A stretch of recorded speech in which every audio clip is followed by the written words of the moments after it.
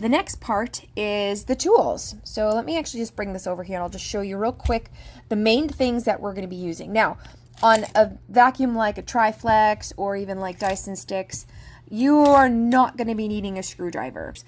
There are places that you are not allowed to touch or go into, places like where the motor and electronics are in your cleaner heads. So we use these. You are not allowed to go in there, so please don't do that. But that's why I have them. And needle nose pliers, sometimes that's helpful if we're trying to extract clogs out of deep recesses. I always have scissors, just always have them. More tiny screwdrivers. Now, these are the fun things. So I have an array of toothbrushes. These are just old cast off toothbrushes. This one is cool because I bent it. And you'll see why that's really handy to have a toothbrush that is at an angle to get into really awkward places. I like to brush out what debris that I can while using the vacuum cleaner's suction to clean certain areas, and you'll see why in a little bit. Moving these aside, this is my new favorite thing. Okay, this was an assortment that I had gotten on Amazon. They're all different shapes and sizes. So this is a little bit of toothbrushy, but it has a top facing bristle when you're trying to get into certain recesses that are very awkward positions. You can get down in and push straight down, whereas you can't do that with a toothbrush. This little hook is great for snaking out clogs.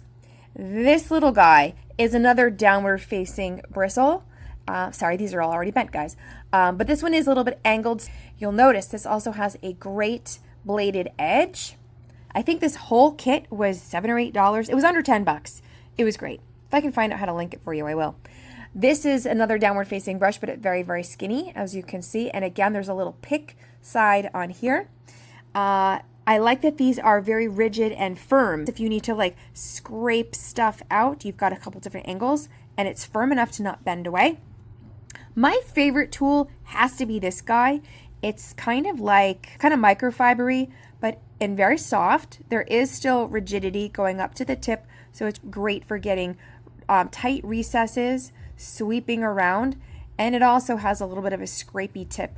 The last tool, it looks mangled, but this is more of like a Scotch-Brite feeling thing. It's more of a scrubber scraper. It's a little harsher than this soft one here, but it too has a scraping end. For no matter what kind of vacuum you have, or even household cleaning, these types of brushes are magic. And when you use these in conjunction with the suction from another vacuum cleaner that you see down here, by utilizing the suction in an area while you're bristling away the dust with one of these brushes, that's a secret to getting stuff loose while it's all still dry. When you start adding water and moisture, in some cases you can compound the problem and you don't want to get like electronics and stuff wet. So whatever you can get out dry is most effective. But using the vacuum cleaner to suck away the little dust cloud that you're making and all the loosened debris is the secret. These loosen the dust, and this takes it away into containment. I'm going to show you one other set of tools that was life-changing for me. Okay, now this is the last set of tools that I'm recommending that I use every single day, all day long, that I'm absolutely have fallen in love with. This is a set of tweezers that I got on Amazon. If I can find the link, I'll put it in the description. What's amazing about these is that there are 3 different types. Okay. This is somewhat traditional. It is a little bit of a thicker, these are really good size, but it's a thicker tip with a little bit of grippy on it. See that? Really great. In contrast, we have these that are straight and exceedingly pointy. This really, you can see I kind of bent the tip. These are really great. Sometimes you can use this just pinched together to scrape and poke around. You can grip really tiny things, work bits of dust out of really, really tiny places, encourage hair from around bearings, try to dig that out and pull it out. And then this, these are amazing. Same concept as these other really fine tipped tweezers, but we have an angle, and using these really help you get in angles that you would not normally be able to. It's basically a set of at least 3, and these 3 shapes are indispensable. I use all 3 of them almost every single time on almost every single vacuum that we clean in detail. And back to these, I forgot to mention, if you have one of these cheapy little junk drawer, dollar store screwdrivers, this is amazing because, again, you can get in and scrape. You can scrape this way, and you could also take your rags, better so the wet one, and just kind of wrap it up in there and push that around in the casing or other tight spaces and try to wipe away stuff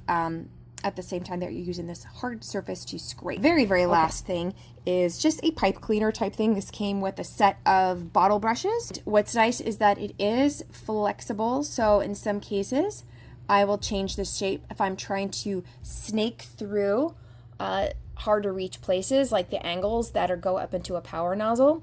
I can bend it back if I'm just trying to work my way through. But it does really catch onto a lot of clogged material and clean its way through in vacuums where, because most of them do have like corrugated tubing. So you'll see some places where that works really well.